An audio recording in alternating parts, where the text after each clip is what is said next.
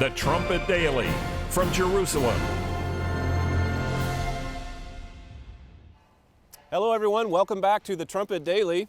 Over the weekend, Egyptian President Mohammed Morsi annulled his November 22nd decree that had granted him totalitarian power and sparked a wave of protests across the nation.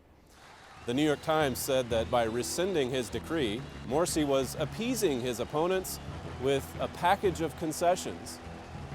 But was this really an act of conciliation on the part of Morsi or the Muslim Brotherhood? Let me read to you what columnist Andrew McCarthy wrote back on December 1st. This was a week after Morsi made himself pharaoh, essentially. He said, Morsi grabbed the reins with a shrewd caveat.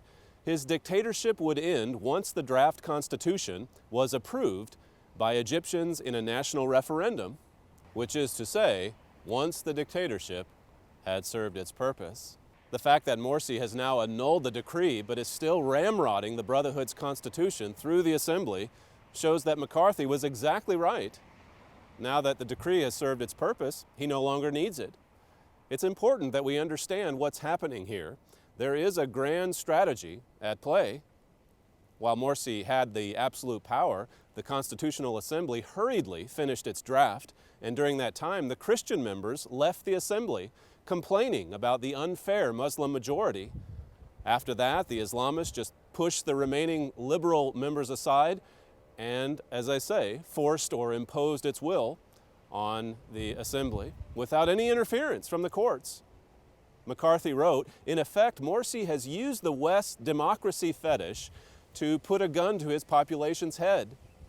Either democratically approve anti-democratic Sharia or accept the Sharia-compliant rule of your democratically elected Islamist despot.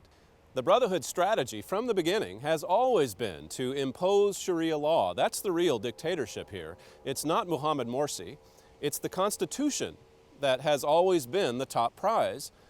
And the Brotherhood knows if it can just force through its draft and get it to a vote, it knows that a majority of Egyptians will most likely approve it. It doesn't matter how many youths or liberals protest in the streets. Look at what happened last year. It was the Brotherhood, and the White House, by the way, that pushed for free elections sooner rather than later. And that's because it was the Brotherhood that had the best organized, most popular party. McCarthy wrote, the brothers are no fools. They realized that rapidly held elections would favor them. And if they won big, they'd have a hammerlock on the Constituent Assembly that would write the Constitution. They also grasped the disdain in which the West, under progressive regimes, holds military governments.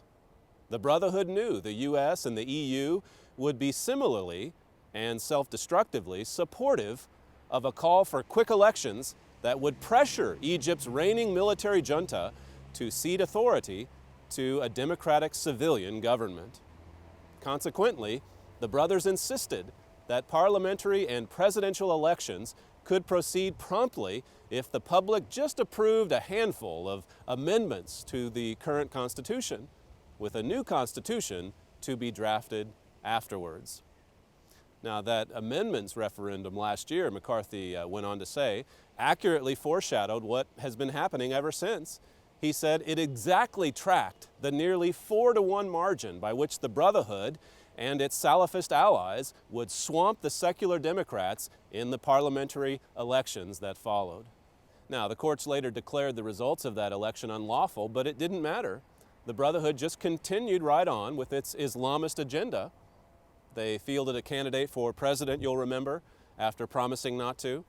They sacked all the top military men that had been loyal to Mubarak. They gained control of the assembly, responsible for drafting the new constitution. And after the courts kept getting in the way, Morsi seized absolute power, just long enough to finalize the Constitution. McCarthy wrote, Morsi is not backing down because he's doing what he was put there to do, and he has little to fear. He has already faced down the remnants of Mubarak's armed forces and replaced them with Brotherhood loyalists. A ragtag collection of Facebook malcontents does not faze him. He also knows the national referendum on the new Constitution will go the same way as the original referendum on constitutional amendments. Sharia will win going away. Now, he's right. And we were right almost 20 years ago. My father wrote, Islamic extremism is gaining power at a frightening pace in Egypt. This was from 1993. He said, there is a prophecy that indicates Egypt will probably fall to Islam or be strongly influenced by Islam. That prophecy, by the way, is over in Daniel 11. But my father went on to say, I believe this prophecy indicates you are about to see a radical change in Egyptian politics.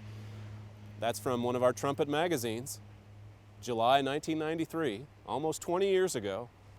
And now we see it's happened, the radicalization of Egypt. And I know the mainstream media will still try to put a positive spin on all of these earth-shaking developments. They've been doing it from the start. They've tried to make it look like the Egyptian population is just teeming with Western-style freedom lovers. The reality, though, is that radical Islam is the predominant ideology in Egypt. That's the reality. They want strict Islamic rule, most Egyptians do, and they're about to get it. Now again, you can expect Western commentators to continue their defense of Morsi, saying that the principles of Sharia is not the same as Sharia, but that's just willful blindness. Sharia will win going away, as McCarthy said. Now, if you're not already a Trumpet subscriber, I mentioned that Trumpet magazine from 1993. We've been in circulation with that print version of the magazine well over 20 years. And if you're not a subscriber, go to our website, thetrumpet.com, and order a free subscription to that magazine. We've been on top of these events in Egypt from the very beginning. The cover story that we had in our October issue, for example, was titled, America Has Lost Egypt. We've lost Egypt, and we're about to lose the Middle East. Thanks for joining us today. This is Stephen Fleury reporting from Jerusalem.